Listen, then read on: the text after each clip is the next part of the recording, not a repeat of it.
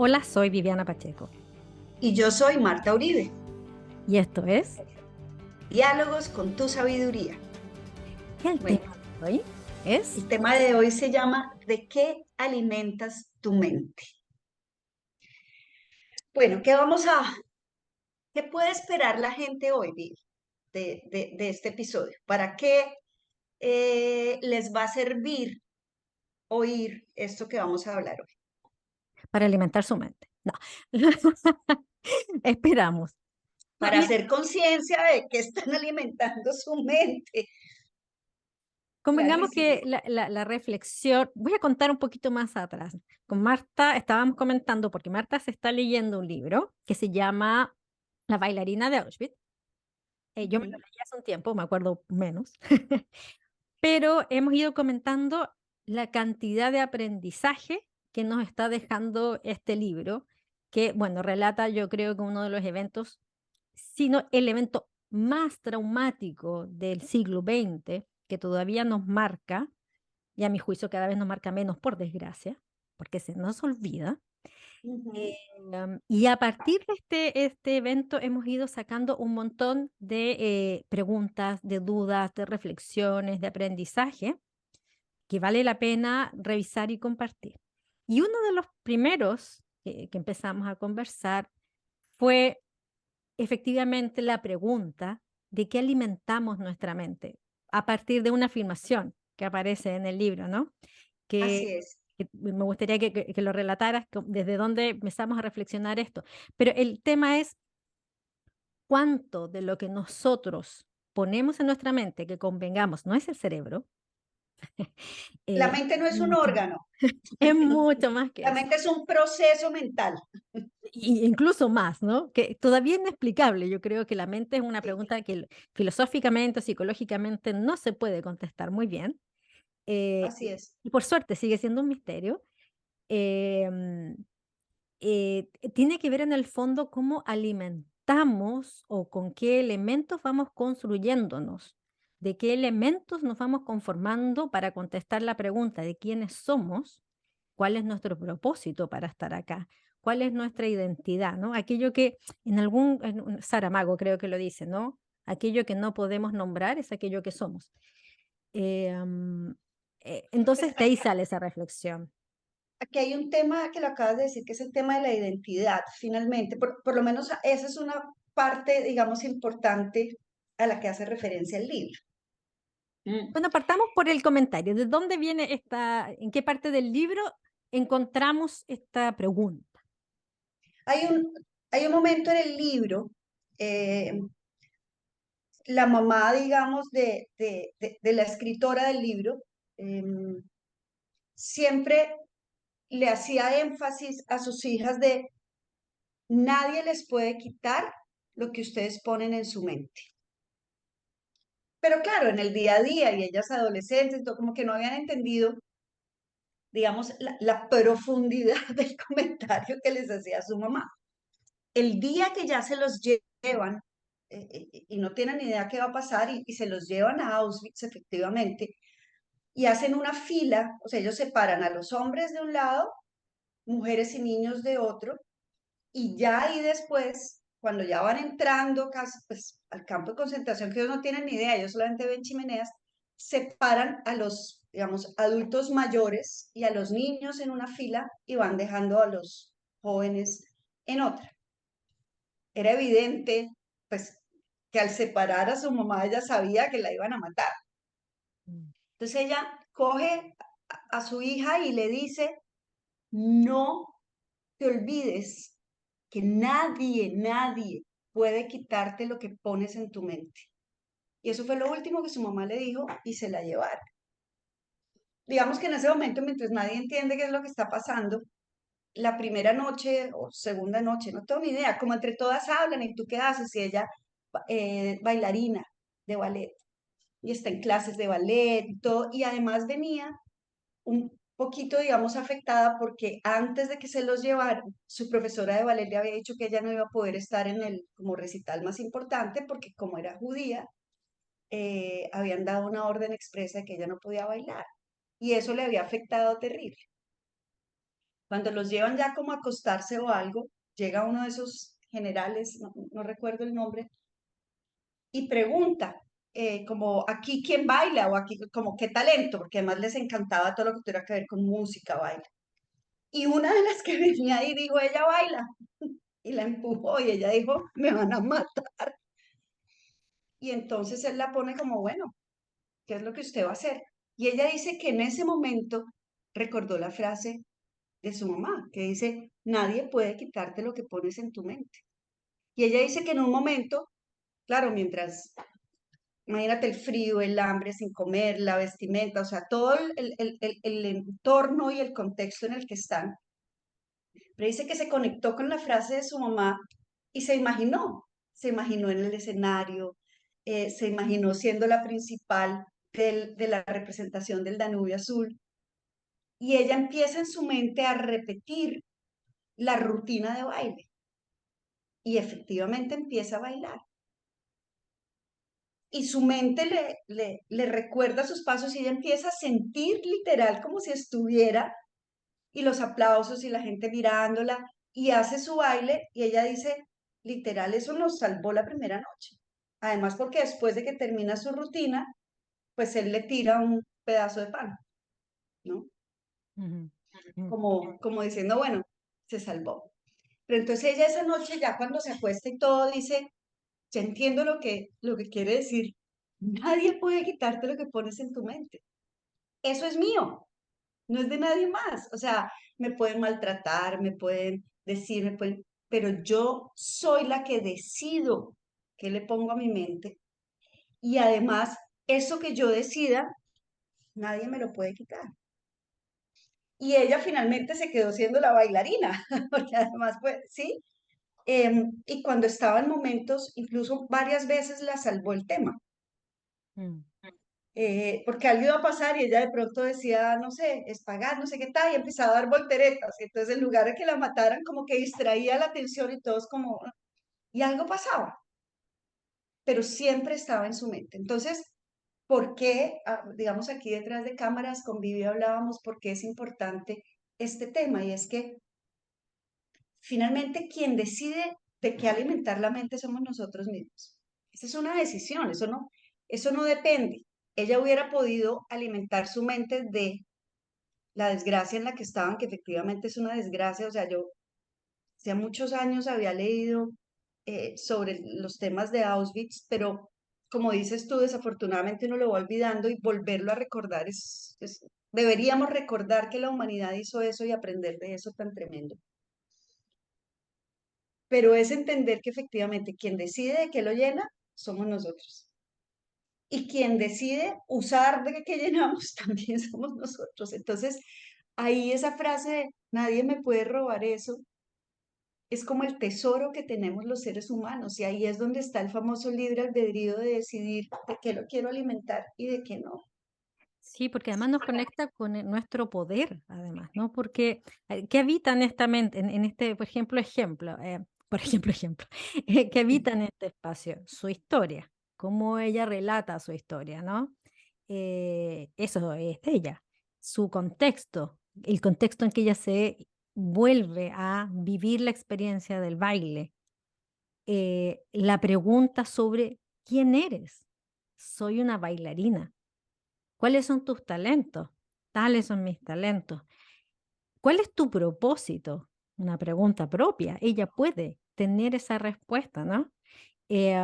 ¿Cómo ves Y tú la vida? puede Claro, recrearlo porque su mente le permite mentalmente recrearlo y al recrearlo, pues lo puede hacer una vez lo recrea en su mente, lo puede hacer una realidad.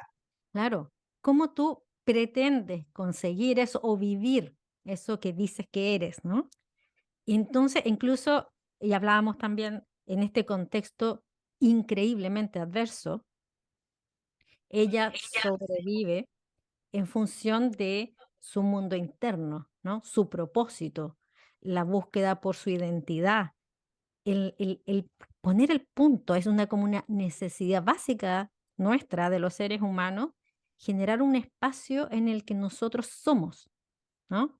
Más allá de toda alienación, ¿no? Claro, fíjate que también pensando también en lo que pones tu mente, eh, y se conecta con lo que hemos dicho siempre. Finalmente el poder lo tienes tú, porque es tu mente, tú la alimentas, tú decides. Y no creo que existan circunstancias más adversas que las que se vivieron allá. O sea, realmente lo que se vivió allá es una cosa que no, pues peor que eso no se me ocurre que pueda pasar, ¿sí? Como vivían tanta hambre, les daban una sopa aguada al día con un pedazo de pan, y como los perros, miren a ver allá cómo hacen.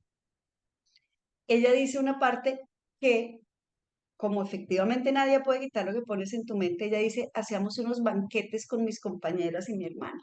Entonces, por las noches se ponían a hablar de recetas. Entonces, ella dice, y nos acostábamos llenas, felices, imaginándonos el banquete y discutíamos recetas.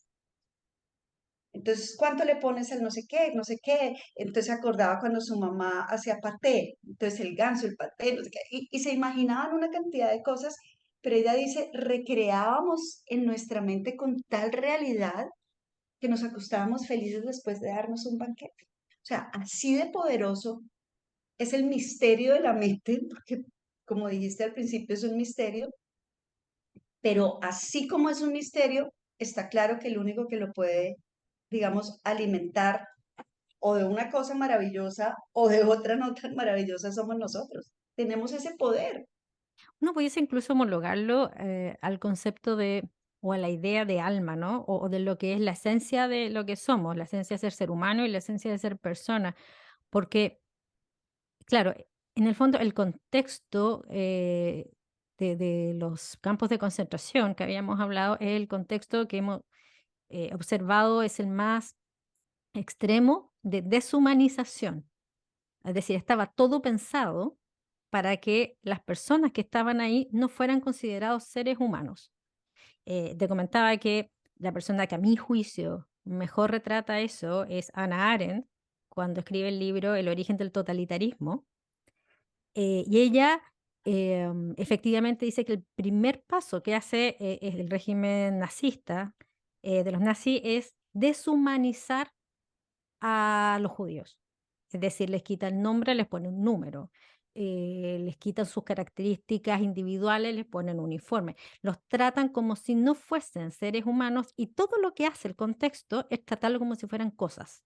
Es decir, Claro, ya fíjate no que son... la gente termina, parte de lo que les terminaba pasando es que ya no sabían ni quiénes eran, ni qué eran, ni, y quienes también finalmente, eh, bueno, pues no los mataban, pero quienes, digamos, no llegaron al final porque también se rindieron, Sí, pues claro. por obvias razones ante las circunstancias, y de ahí es de donde viene la famosa logoterapia de Viktor Frankl, que finalmente es el mentor de Edith, la que escribe este libro del que estamos hablando hoy, es qué te hace sentido y para qué haces eso. Mm, Entonces, ella se conectaba con su baile, con las recetas. ¿Para qué? Para sobrevivir, porque en algún momento iba a reencontrarse pues con su amor de la vida, que mm, fue su novio en el momento que además ya lo separaron, y ella pensaba en él, porque de todas maneras, al momento que se llevan sus papás, como que para ella fue obvio que los iban a matar, mm, mm, pero, pero el pensar que iba a volver a encontrarse con él y que además tenía a su hermana, entonces tengo que vivir por mi hermana y la hermana tengo que vivir por ella, tenían como una razón de ser, y entonces su mente siempre estaba en, tengo que salvarla, tengo que salvarme por ella, una razón de ser, que obviamente vamos a hablar de esto en otro episodio porque esto da para mucho, pero lo primero es, si yo logro que mi mente entienda que tengo, que soy algo y que además tengo algo para, y todo eso lo uso para mi propio poder, pues es la herramienta más valiosa del mundo, porque como decía la mamá, nadie se la puede robar, o sea, lo que usted tiene allá adentro, nadie. Pueden ultrajarla, pueden quitarle su identidad, pues, todo lo que usted quiere, pero sigue estando ahí, nadie sí. te lo puede quitar. Porque te fijas que en ese espacio uno tiene la sensación de que en ese diálogo interno es donde habita uno. O sea, en este contexto que era absolutamente deshumanizado, en que se levanta, porque no tenían ningún propósito además. No, con no, concentración, no tenían propósito. Se levantaban para poner una piedra en un lado y el día siguiente la llevaban al otro. No tenían propósito. Era solo el mal por el mal, por eso le llaman el mal absoluto. Eh, um, en este contexto de máxima alienación, uno tiene la sensación de que el lugar en el que uno habita es este lugar interno, este discurso, esta memoria, los sueños, las formas en que tú hablas, las formas, los conocimientos que traes. ¿Me explico? Entonces, uno que no vive en esas circunstancias, gracias a Dios, digamos, eh, ahí nos lleva a la pregunta de, bueno, ¿y yo cómo alimento ese mundo interno? ¿Qué me digo? de qué lo Leo. lleno? Por ejemplo, ¿qué leo? ¿Con qué nutro mi mundo interno? ¿No? ¿Qué escucho? ¿Qué hago con mi mundo interno? ¿No? O tal vez Yo creo que o no escucharlo, puede que yo quiera o no me dé ni cuenta, que diga, uy, no estoy en contacto con mi mundo interno, como que cada vez que estoy o estoy haciendo algo de lo que no me doy cuenta, y cuando estoy en mi posición de estar en mi mundo interno, me vado otra vez. Puede que pase eso, pero nos lleva a la pregunta de decir, bueno, si la experiencia, muchas veces la experiencia de habitar quiénes somos, está justo en ese espacio de lo que le pusimos acá, la mente, pero mm, no el cerebro, no lo cognitivo, sino con la mente, una cosa mucho más amplia, ahí nos lleva a la pregunta de, bueno, ¿y cómo está mi mente, no? ¿Qué me digo? ¿Qué sé? ¿Qué leo? ¿Qué escucho? ¿En qué ¿qué me pienso? imagino? Porque finalmente esa imaginación está en la mente. Claro, ¿qué propósito tengo? Si yo me quedara en blanco, diría, ¿por qué me voy a levantar mañana? ¿Cuál sería la respuesta a esa ¿Qué pregunta? es lo que quiero recrear en mi mente que me permita volverme a conectar conmigo? Ujú, Finalmente es lo que ella hace y creo que esa sería como la conclusión de lo que hemos hablado hoy. ¿Qué quiero recrear en mi mente de eso que tengo ahí adentro que nadie me puede robar? ¿Qué es lo que quiero recrear para que eso sea finalmente yo? Eso sea lo que me tenga aquí. mm, Quiero recrearlo de miedo, quiero recrearlo, eh, no sé, de odio, de resentimiento, o quiero recrearlo de algo que disfruto, algo que sí quiero, porque finalmente eso que yo recreé es una decisión mía y de eso que yo ponga ahí adentro, pues se va a quedar ahí porque nadie diferente a mí es el que tiene el control. Por eso nadie me lo va a poder robar, ni nadie me va a poder meter ahí nada que yo no quiero que me metan.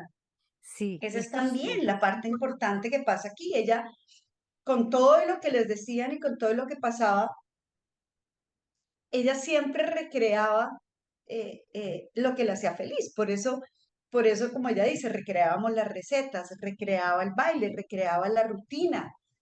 em, y eso finalmente le daba eh, eh, eh, fuerza para seguir. Entonces, ¿qué queremos hacer con eso? Porque ese sí es nuestro poder. Ujú, ujú. Yo creo que esa es como la gran reflexión que nos lleva esta frase del libro, como dices tú, es decir, eh, tenemos un poder para recrear nuestro espacio interno, nuestra mente, ¿no? Tenemos un poder para contarnos nuestra historia, aceptándola, pero contándola, y tenemos el poder para crearnos un propósito, ¿no? Para Eh, darle un sentido para darle un sentido. Y eso lo podemos hacer todos y es inalienable y tenemos el poder de escoger cómo lo hacemos. Entonces, la pregunta es, bueno, ¿cómo estamos haciendo eso? ¿Cómo estamos creando un mundo interno? ¿Cómo estamos creando un propósito? ¿Cómo estamos creando un discurso con nosotros mismos? Cuando uno habla con uno mismo, ¿qué se dice? ¿No? ¿Cuál es esa cuando uno conversación? se imagina cosas que se imagina. Claro, claro. Entonces, Sí, comillas, de qué estamos llenando nuestra mente? Y eso nos lleva a cuestionar, tal vez necesitamos alimentarla de vez en cuando, la tenemos algo anoréxica, o la y necesitamos alimentar fíjate con cosas que sanas. la frase es muy clara. Nadie puede quitarte lo que pones en tu Claro, mente. Quien lo pone somos nosotros. claro. Nadie, no es que nadie te puede quitar lo que pusieron en tu mente, no, lo que pones en tu mente. Mm, Nadie te lo puede quitar. mm, Pero tú decides también qué le pones. Yo les recomiendo, o sea, el libro, hay partes que son tan duras para mí que me toca parar. Digo, no puede ser que esto haya sido realidad. Y luego vuelvo y me conecto con lo que ella pasa y digo, y me lo imagino, o sea, es un ejemplo de literal cómo escojo vivir. sí, Las circunstancias adversas, pues estas son las más extremas que han existido en el mundo. No, no creo que pueda haber algo más extremo que una guerra. Em, pero como ante esa circunstancia elijo otra cosa. Y si es literal, ahí nuestro poder, que es el famoso libre albedrío. ¿Cómo elijo? ujú. Sí, qué fuerte pregunta. Sí. Bueno, Bueno, seguiré leyendo mi libro y compartiremos más adelante. sí, yo creo que es una buena práctica como comentar los aprendizajes que vamos teniendo desde otras fuentes. Yo creo que es una súper buena práctica, Así porque nos es. lleva a mundos inexplorados desde una posición más creativa. Me gusta esa frase. Voy a ponerla en mi mente. Bueno, como siempre, muchas gracias por escucharnos. Síganos en nuestra cuenta de Instagram. Diálogos con tu sabiduría, todos seguidos, sin acento. Muy bien. Inscríbanse en nuestro canal de YouTube que tiene el mismo nombre, Diálogos con tu sabiduría, en los que subimos este video, además de poner el podcast en todas las plataformas de streaming. Y recuerden seguir proponiéndonos temas. Aquí estamos listas para hablar de las cosas que les estén haciendo ruido, que estén necesitando, que quieran que compartamos. Muy bien, un abrazo gigante y que tengan una muy linda semana. Chao. Chao.